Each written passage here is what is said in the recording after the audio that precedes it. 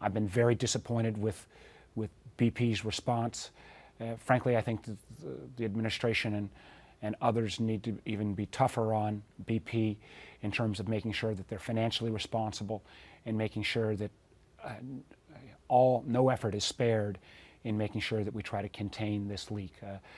I think this tragedy and disaster has also exposed, lax oversight from the Mines, Minerals and Management Service, too cozy a relationship with industry, and it really draws into the question the kind of whole oversight we've got for our drilling operations, not just in the Gulf, but potentially around the country.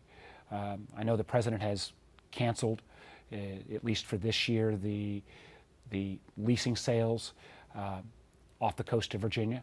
I think that's appropriate until, as I've said early on, I think we ought to take a pause until we can find, again, why there weren't more fail-safes and how we're going to make sure that going forward, whether it's additional drilling in the Gulf or elsewhere, including the potential of off the coast of Virginia, that there are appropriate safeguards in place. So until the safeguards are in place, I think having this pause makes sense. I'd also add that one of the things I've said from the outset was that we need on our energy solution not all of the above approach.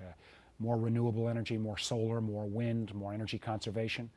I strongly support increased use of nuclear power. We've got to continue to use, of course, coal, find ways to capture the carbon from that coal, natural gas.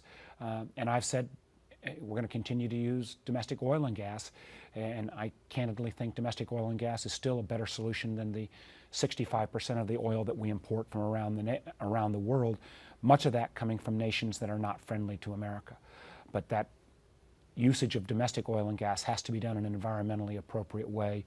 And until we can get to the source of what caused this leak, why there weren't safeguards, why there's not better oversight, I think it is appropriate that a pause is left in place.